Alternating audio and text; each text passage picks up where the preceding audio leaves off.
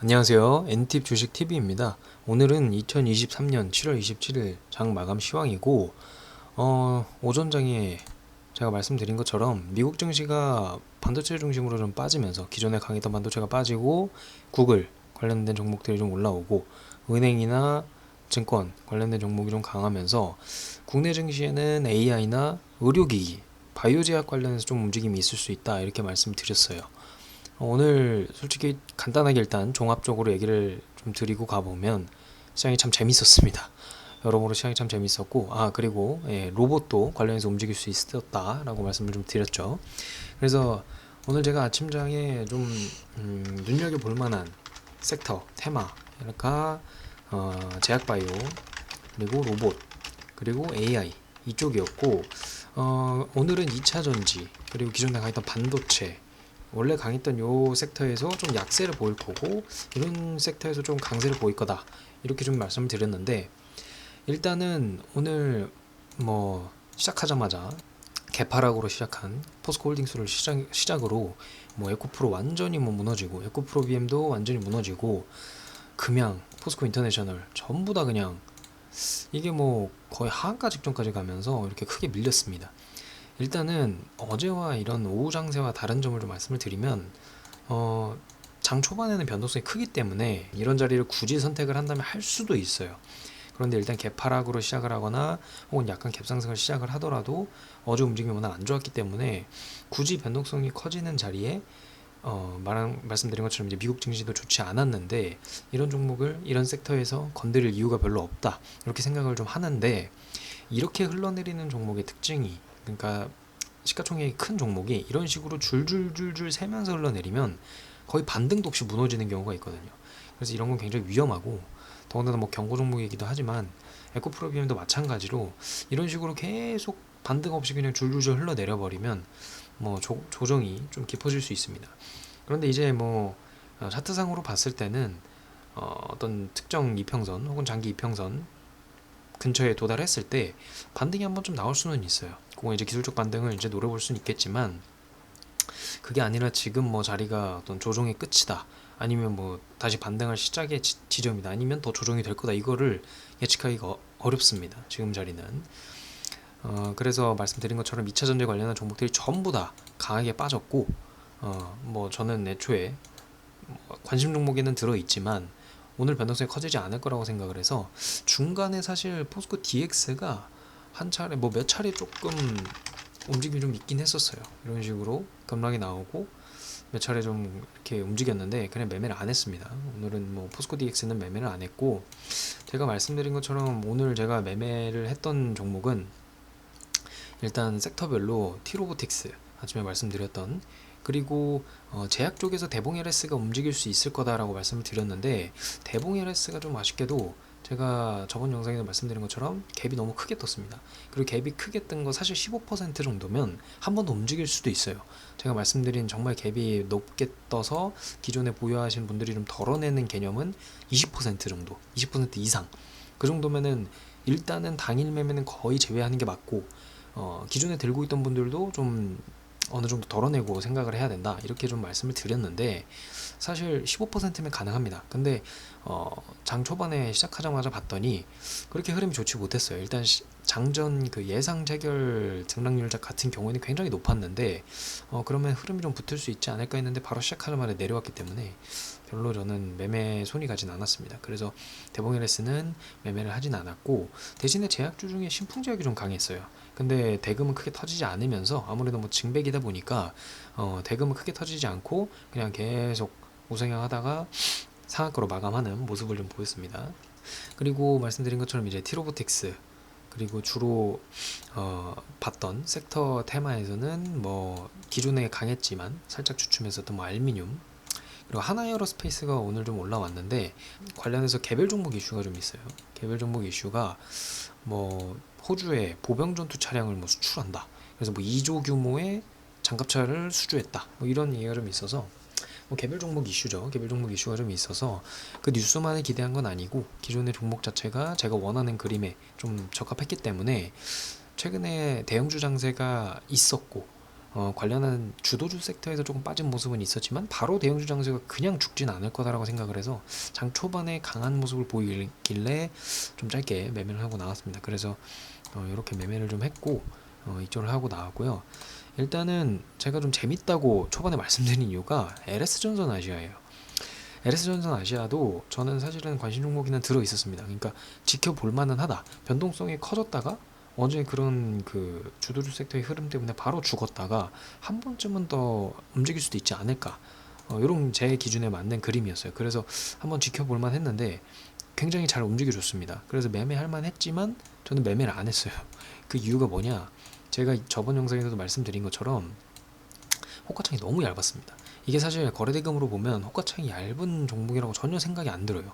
시가총액도 그렇고 거래대금이 터지는데도 호가창이, 이건 장중에 매매하시는 분들은 아실 건데 굉장히 가볍게 그냥 널뛰기를 했습니다. 그래서 제 기준에는 너무 맞지 않고 위험이 너무 커서 매매는 하지 않았고, 더군다나 궁극적으로 제가 매매를 굳이 하지 말아야겠다 생각한 이유는 2차전지 관련주예요. LS전자 아시아도 결국엔 LS도 그룹 관련된 계열사들이 올라갔을 때 전부 다 2차전지 관련된 이슈로 올라간 건데, LS전자 아시아도 결국 2차전지 관련한 섹터로 묶여야 되는데 말씀드린 것처럼 오늘 포스코홀딩스, 에코프로, BM 전부 다 박살나고 있는데 혼자서 이런 식으로 움직이는 게, 더군다나 LS가 또 강하진 않았어요. LS가 강하진 않았고 LS 전선이 또 강하진 않았고, 이렇게 좀 서로 좀 다르게 움직이다 보니까 제 기준에서는 좀 맞지 않았습니다. LS 일렉트릭도 마찬가지고 강하지 않은 모습으로 좀 보이면서 제 기준에 맞지 않아서 굳이 매매할 필요 없다.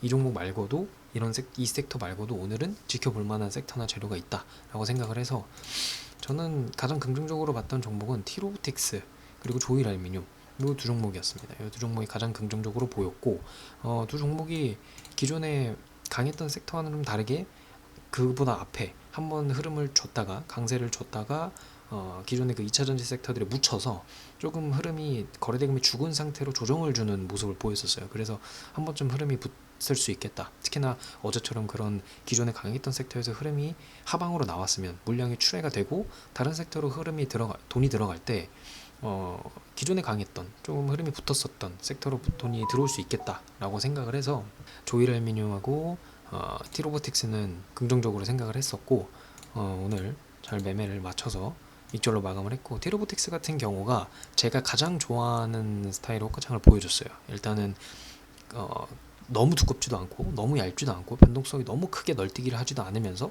적당한 거래대금 터져주고, 앞서 말씀드린 것처럼 재료나 차트가 앞에 흔적이 좀 있는, 그러니까 올라갈 여지가 있는 그런 구간에서 충분히 힘이 들어올 때 조정을 살짝 받는 그림에 매매를 하고 이렇게 익절로 마감을 했습니다.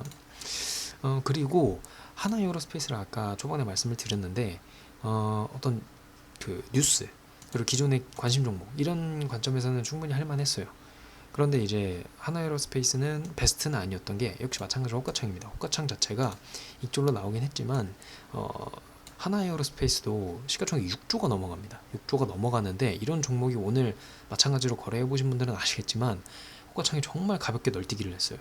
6조가 되는 종목이 그렇다고 거래대금이 얼마 안 터지는 것도 아닌데 쉽게 말해서 1초에 몇 억, 몇십억씩 터지면서 그냥 그 호가창 몇 개를 한 번에 훅훅 밀어버리는, 이게 6조짜리 종목이 1분봉에 3%, 뭐 2% 이렇게 움직이는 게 정말 어려운 움직임이거든요.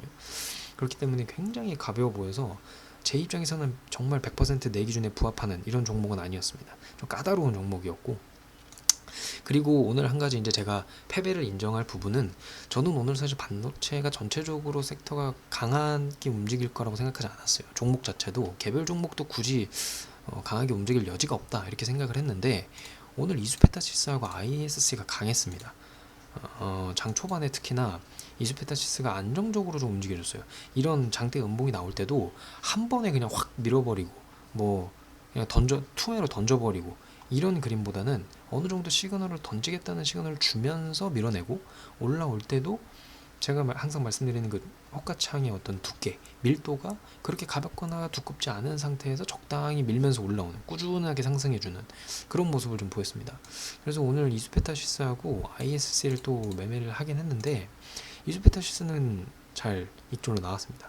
쪽으로 나왔고, ISC가 거의 본전, 거의 한 0.4% 정도 손주를 보고 나왔는데, 두 종목 다 같은 섹터의 반도체, 그리고 시가총액 ISC가 더 크고, 그런데 이스페타시스와 ISC의 이제 뭐 손익을 비교해 보면 둘이 합치면 거의 본전인데, 이스페타시스가 더 안정적으로 움직였어요. 제 기준에서는.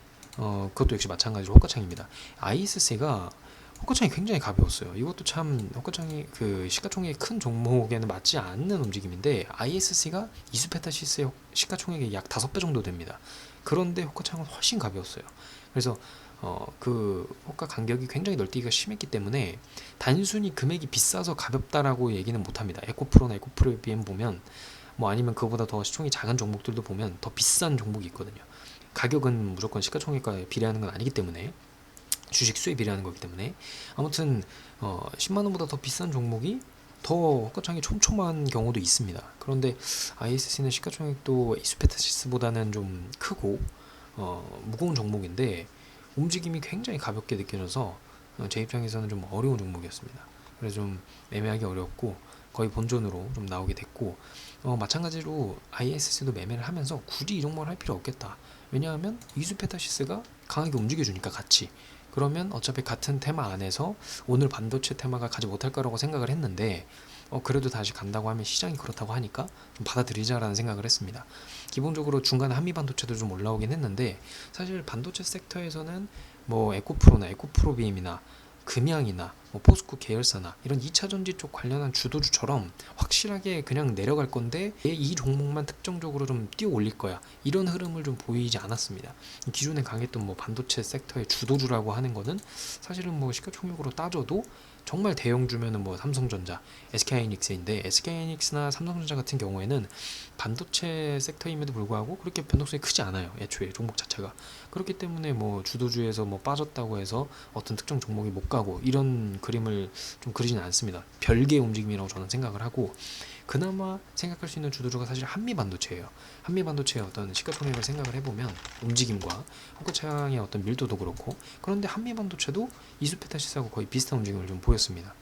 그래서 이스페타시스를 좀 매매를 했고 이런 식으로 좀 마감을 했습니다. 말씀드린 것처럼 오늘 로봇 그리고 제약 관련해서 움직임이 좀 있을 거다라고 말씀을 좀 드렸는데, 그 부분에서는 좀 긍정적인 움직임을 좀 받고 반도체 섹터에서 좀 힘들지 않을까 싶었는데, 오늘 ISC하고 이스페타시스가 강하게 움직여주면서 장 초반에 강하게 움직여주면서 뭐 그렇게 매매를 했습니다. 언제든지 제가 항상 말씀드리지만 내가 생각하는 그 시장에 대한 어떤 판단이 틀릴 수도 있다라는 전제 조건을 항상 깔고 가야 돼요. 그랬을 때 특정 섹터나 특정 테마로 돈이 쏠려버리면 그게 사실 최악이거든요. 내가 예상한 어떤 시장에 대한 방향과 정반대로 갈 때, 그랬을 때 그 시장에 좀 대응할 수 있는 유연함이 좀 필요합니다. 그래서 저 같은 경우에도 오늘 냉정한 게 아니라 이제 사람이니까 감정적으로 내가 예상한 게 맞을 거야라고 생각을 하고, 애초에 이수페타시스나 ISG가 떴을 때 그냥 제가 생각하는 그 관점에 오더라도 그냥 지워버렸을 수 있어요. 그냥 아예 관심을 안 둘 수도 있었는데, 이제 방금 말씀드린 것처럼 유연한 사고가 필요하다, 이런 말씀을 좀 드리고 싶습니다. 그래서 아무튼 이렇게 마감을 했고요. 오늘은 그렇게 로봇 그리고 반도체 관련한 제약 관련한 섹터에서 좀 움직임이 있었고, LS전선 아시아가 2차전지에서 유일하게 좀 강세를 보였다라는 말씀 드리면서 오늘 장 마감 시황은 마치도록 하겠습니다. 오늘 하루 고생하셨고 하루 마무리 잘 하시기 바랍니다. 감사합니다.